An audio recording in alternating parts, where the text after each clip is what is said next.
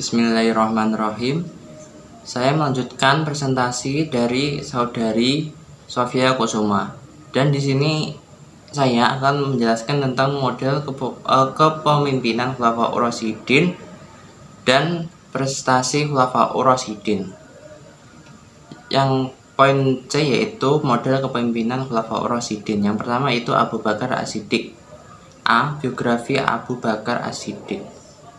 Nama Abu Bakar As-Siddiq sebenarnya adalah Abdullah bin Utsman bin Amr bin Ka'ab bin Sa'ad bin Taim bin Murrah bin Ka'ab bin Lu'ay bin Ghalib bin Fir al-Quraisy al-Taimi, bertemu dengan nasab Rasulullah SAW.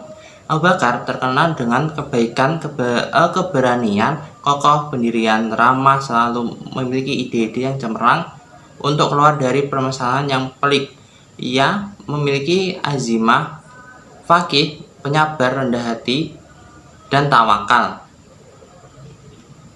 Yang poin B yaitu model kepemimpinan Abu Bakar As-Siddiq.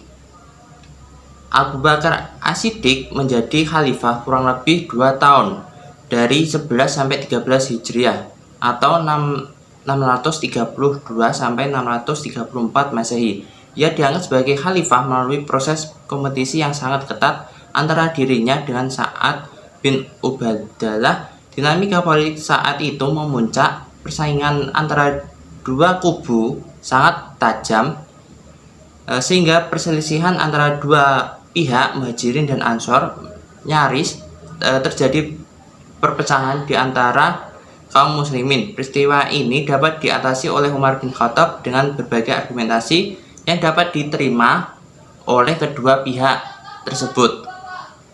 Meskipun masa kepemimpinan Abu Bakar As-Siddiq relatif singkat, namun sangat terlihat keberhasilan setiap kebijakan diantaranya. Yang pertama yaitu pengiriman pasukan di bawah pimpinan Usamah ke Romawi, memberantas pembangkang zakat, kemudian perang Riddah dan pengumpulan Al-Quran, perluasan wilayah ke Irak, Syria, Hirab, memerangi nabi palsu, kekuasaan bersifat sentratik, legislatif, eksekutif, dan yudikatif. Beliau wafat di usia 63 pada hari Senin 23 Agustus 634 Masehi. Setelah lebih kurang selama 15 hari terbaring di tempat tidur karena sakit dan mewasiatkan agar Umar bin Khattab menggantikan beliau. Yang kedua yaitu Umar bin Khattab. Yang poin A yaitu biografi Umar bin Khattab. Umar bin Khattab namanya yaitu Umar bin Khattab bin Naufail bin Adi bin Abdul Uzza bin Riya bin Abdullah bin Khuraib bin Razah bin Adi bin Ka'ab bin Lu'ay Abu Hafiz al-Adawi. Julukan Umar bin Khattab adalah Al-Faruq, yang mempunyai perawakan yang sangat tinggi, besar, dan mampu bekerja sama dengan dua tangannya secara seimbang. Seorang yang sangat ditakuti oleh lawan maupun kawan. Yang selanjutnya yaitu yang poin B, model kepemimpinan Umar bin Khattab. Kepemimpinan Umar bin Khattab diangkat sebagai khalifah melalui penunjukan langsung atas dasar wasiat khalifah sebelumnya yaitu Abu Bakar As-Siddiq. Ia memerintahkan selama 10 tahun, yaitu tahun ke-13 sampai 23 Hijriah atau 634 sampai 644 Masehi, dengan berbagai prestasi yang monumental.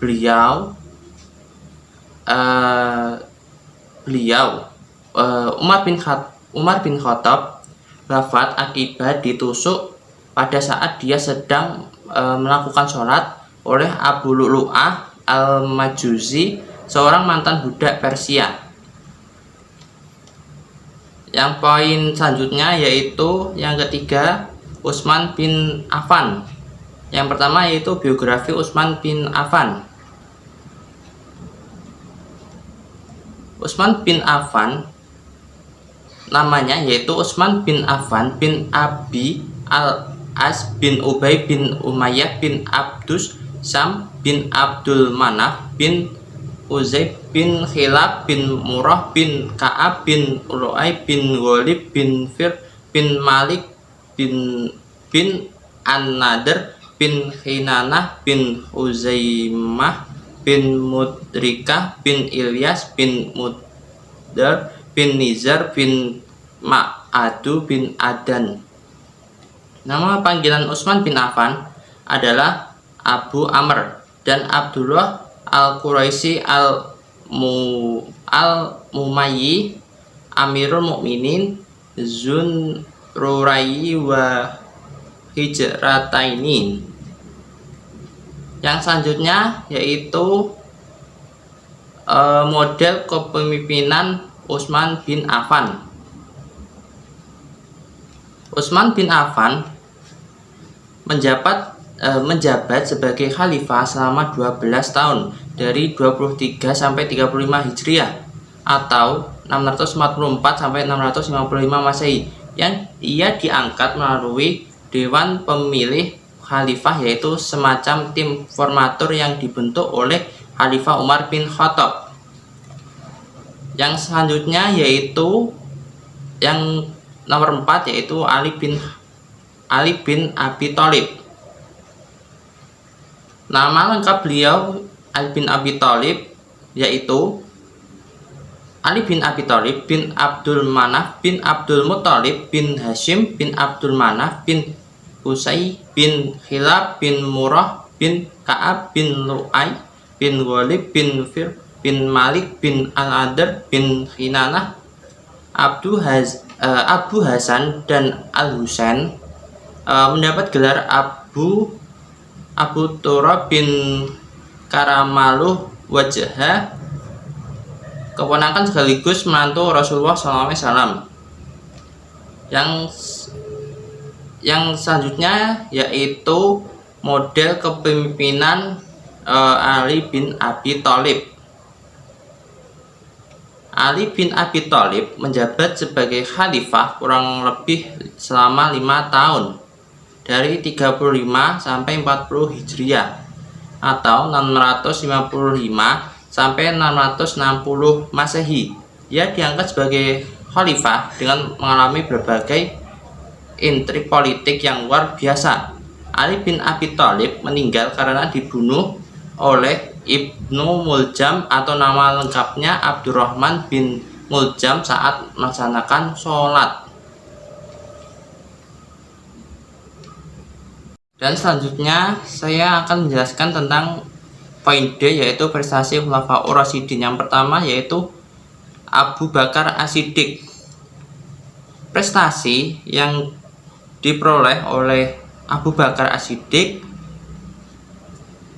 selama 2 tahun yaitu sebagai berikut. Yang pertama yaitu menumpas kelompok pembangkang. Pada saat itu beberapa suku Arab yang berasal dari Hijaz dan Nejen menyatakan murtad atau membangkang kepada khalifah baru dan sistem yang ada. Suku-suku tersebut menyatakan bahwa mereka hanya memiliki perjanjian dengan Nabi Muhammad SAW. Khalifah Abu Bakar As-Siddiq memandang gerakan itu sangat berbahaya karena hampir di seluruh Jazirah Arab muncul gerakan itu. Menghadapi keadaan tersebut, Khalifah Abu Bakar As-Siddiq bersikap tegas. Di balik ketegasannya, Khalifah Abu Bakar As-Siddiq tetap berpesan kepada para panglimanya untuk mengadakan pendekatan secara persuasif dan damai. Yang kedua yaitu kodifikasi Al-Quran.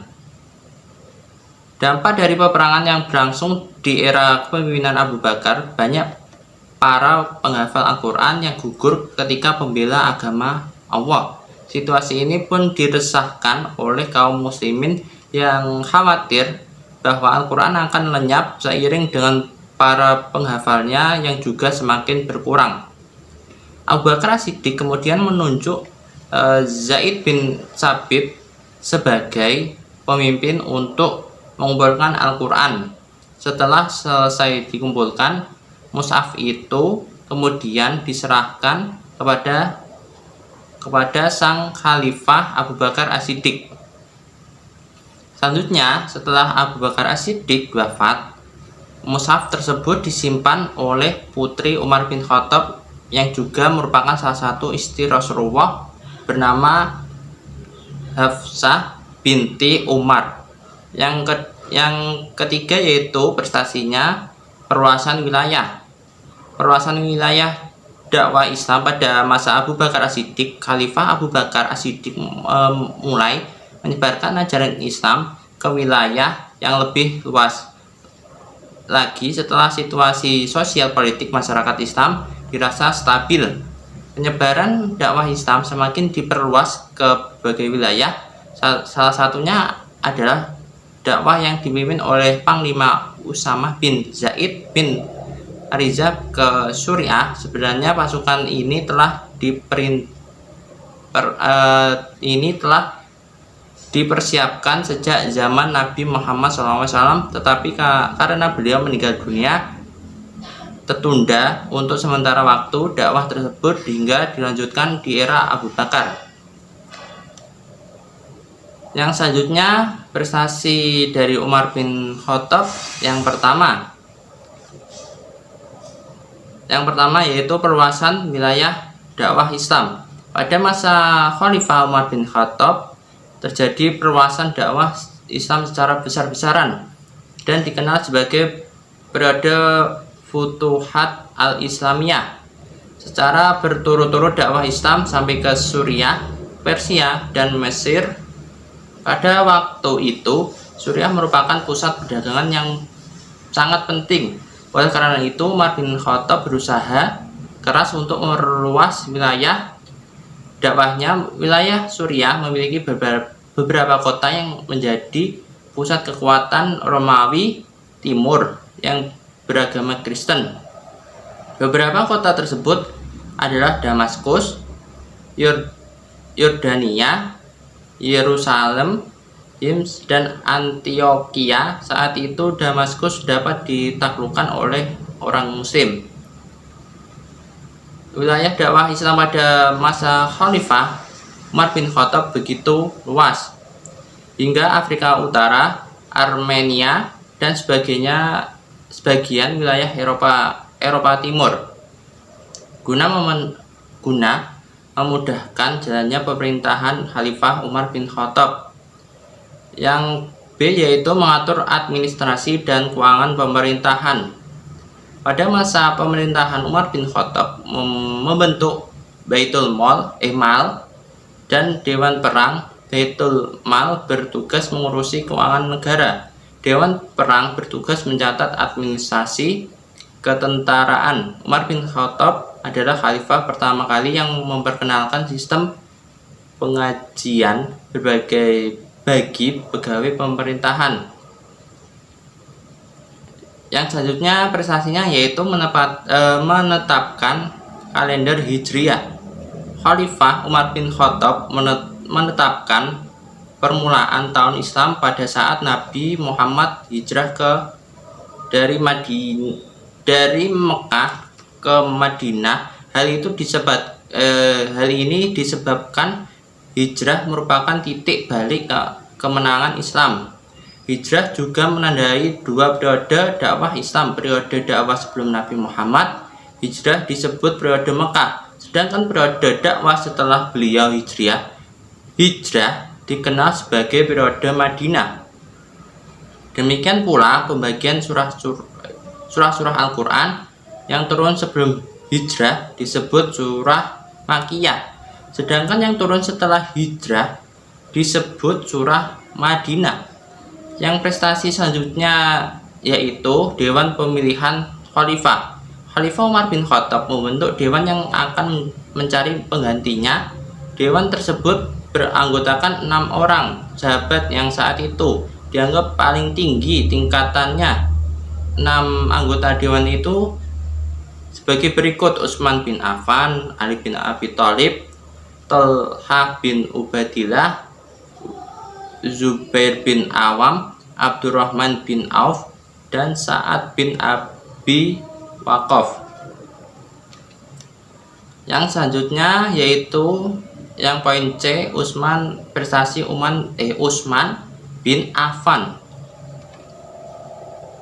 Yang pertama yaitu kodifikasi mushaf Al-Quran. Modifikasi Al-Quran pada masa Utsman bin Affan, pengumpulan dan penulisan Al-Quran disebut mushaf Utsmani atau Al-Imam. Himpunan Al-Quran digandakan menjadi 4 buah oleh Zaid bin Sabit, dibantu oleh Abdullah bin Zubair, Said bin As, dan Abdurrahman bin Haris. Dari 4 mushaf tersebut didistribusikan ke beberapa wilayah, diantaranya yaitu Mekah, Suriah, Basrah, dan Kufah.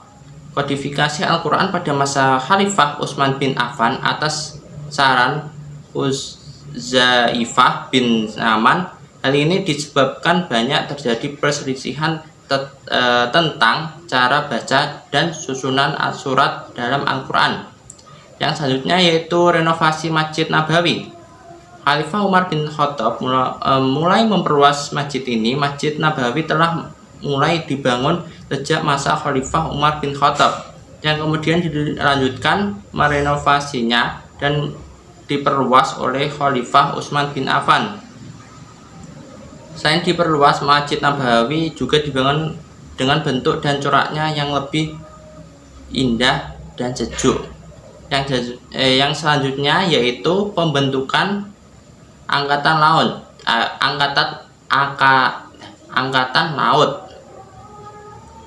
Pada masa Khalifah Utsman bin Affan, wilayah Islam sudah mencapai Afrika, Siprus, hingga Konstantinopel. Umayyah saat itu menjabat gubernur Suriah mengusulkan dibentuk angkatan laut. Usul itu disambut dengan baik oleh Khalifah Utsman bin Affan.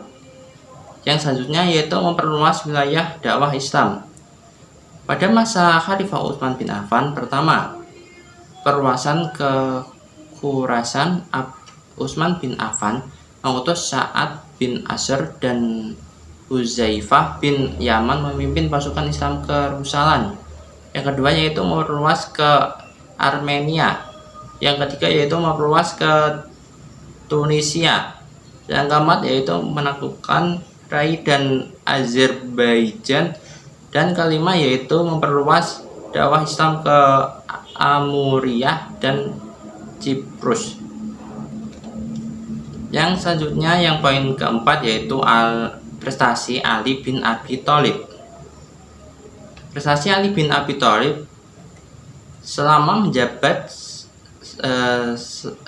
menjabat 5 tahun sebagai berikut. Yang pertama yaitu mengganti pejabat yang kurang cakap. Khalifah Ali bin Abi Thalib menginginkan sebuah pemerintahan yang efektif dan efisien. Oleh karena itu, beliau kemudian mengganti pejabat yang kurang cakap dalam bekerja.